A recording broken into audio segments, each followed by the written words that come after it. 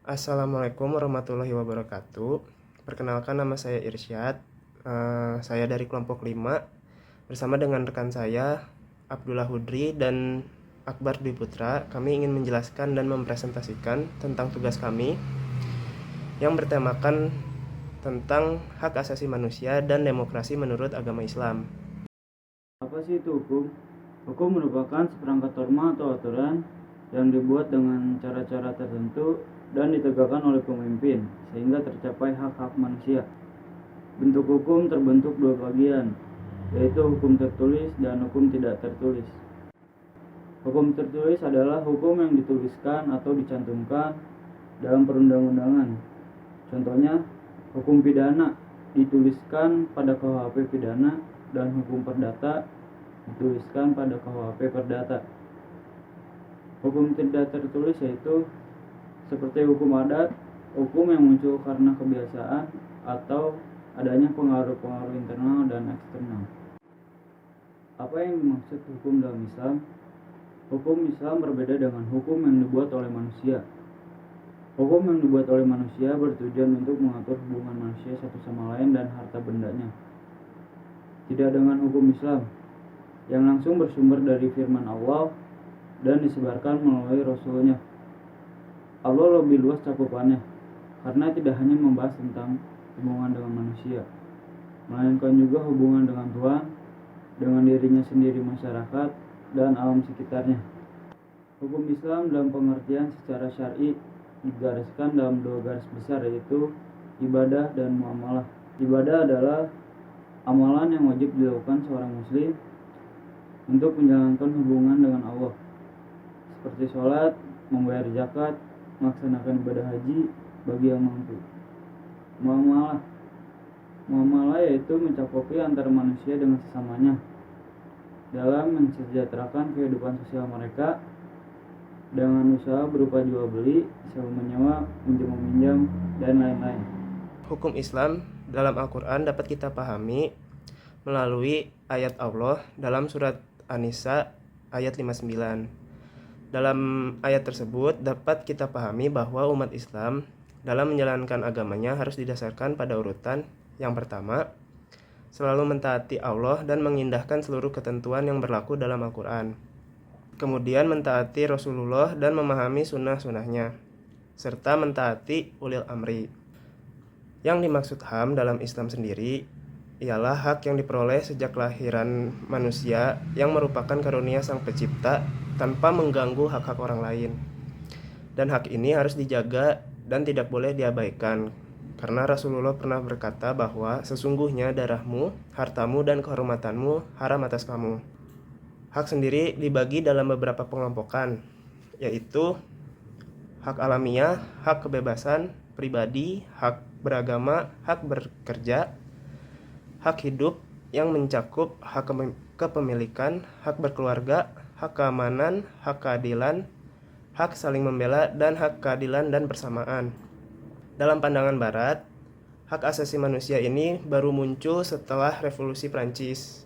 Pada waktu itu, para tokoh borjuis berkoalisi dengan tokoh-tokoh gereja untuk merampas hak-hak rakyat yang telah mereka dapat sejak lahir. Dalam hak asasi manusia Barat, manusialah yang menjadi tolak ukur segala sesuatu. Hal ini dikarenakan manusia menjadi pusat segala sesuatu dan bangsa Barat memang berdasarkan bahwa kebebasan manusia itu merupakan suatu hak asasi. Kemudian terdapat berbagai klasifikasi yang berbeda mengenai HAM, diantaranya hak menurut hak material, yaitu hak keamanan, kehormatan, dan pemilihan serta tempat tinggal. Ada juga hak moral yang termasuk di dalamnya adalah hak beragama, hak sosial, dan berserikat. Hak sendiri dibagi menjadi 3, yaitu adalah hak kebebasan kehidupan pribadi, hak kebebasan kehidupan rohani, serta hak kebebasan membentuk perkumpulan dan perserikatan. Bedanya HAM Islam dan HAM Barat, yaitu HAM Barat dibuat oleh manusia sehingga kebenarannya masih tidak dapat dipertanggungjawabkan atau tidak luput dari kesalahan. Sedangkan HAM dalam Islam diambil dari kitab suci Al-Quran dan sunnah Rasulullah yang tidak berbicara dengan hawa nafsu. Sehingga HAM versi syariat adalah Rabbaniyatul Masdar. HAM Barat hanyalah sekedar konsep dan harapan yang berasal dari PBB. Tidak ada paksaan dan konsekuensi hukum, dan tidak ada konsekuensi bila tidak dapat dijalankan dengan satu hukum undang-undang. Sedangkan HAM dalam Islam bersifat abadi, pati memiliki konsekuensi hukum dan tidak menerima pelaksanaan parsial, penghapusan, dan perubahan. Setiap individu harus melaksanakannya dengan berharap pahala dari Allah dan ketakutan dari azabnya. Apa sih demokrasi itu? Secara etimologi, kata demokrasi yaitu demokrati berasal dari bahasa Yunani yang terdiri dari kata demos yang berarti rakyat dan kratos yang berarti kekuasaan. Lebih dikenal dengan istilah kedaulatan rakyat. Rakyatlah yang berkuasa dan berhak mengatur dirinya sendiri. Makna kata kedaulatan itu sendiri adalah sesuatu yang mengendalikan dan melaksanakan aspirasi. Secara terminologi, demokrasi secara lugas adalah sistem pemerintahan yang secara konseptual memiliki prinsip dari rakyat, oleh rakyat, dan untuk rakyat. Maka dikenal istilah Vox Populi, Vox Dei, suara rakyat, suara Tuhan. Demokrasi menurut Islam. Demokrasi menurut Islam dapat diartikan seperti musyawarah, mendengarkan pendapat orang banyak untuk mencapai keputusan dengan nilai-nilai keagamaan. Konsep demokrasi tidak sepenuhnya sempurna dan tidak sepenuhnya seperti dengan Islam.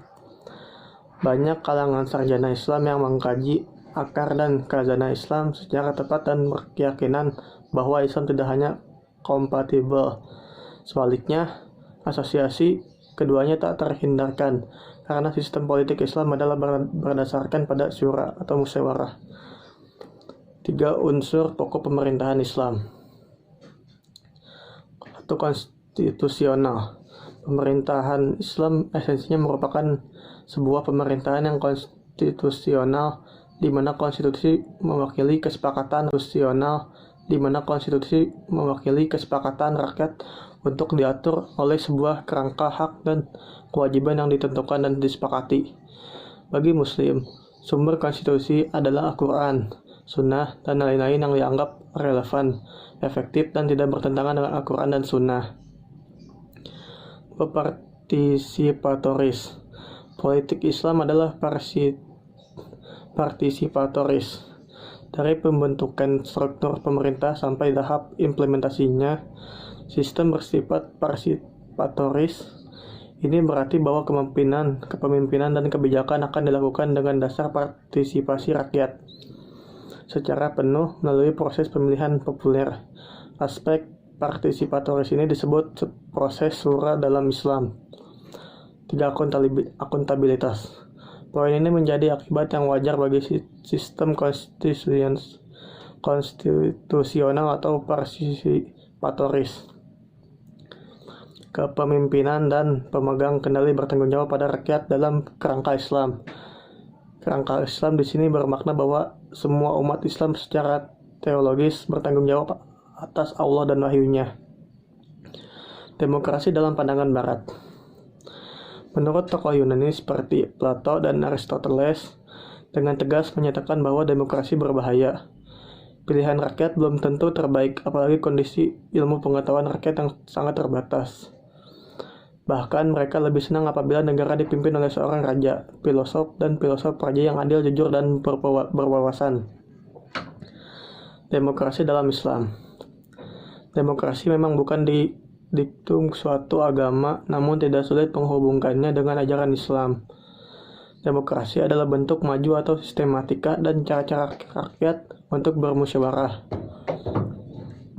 Jelas di dalam Islam ada prinsip bermusyawarah dalam memutuskan pengaturan hal-hal yang bersifat kepentingan umum.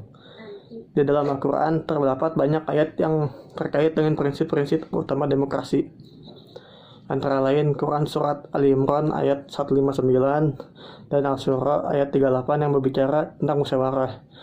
Surat Al-Maidah ayat 8, Al-Surah ayat 15 tentang keadilan, Al-Hujurat ayat 13 tentang persamaan, An-Nisa ayat 58 tentang amanah, Ali Imran ayat 104 tentang kebebasan mengkritik, An-Nisa ayat 59 dan ayat 83, dan Asy-Syura ayat 38 tentang kebebasan berpendapat, dan seterusnya. Sebagaimana dijelaskan bahwa elemen-elemen pokok demokrasi dalam perspektif Islam meliputi Asy-Syura, Al-Musawah, Al-Adalah, Al-Amanah, Al-Masuliyah, dan Al-Hurriyah, dan Asy-Syura.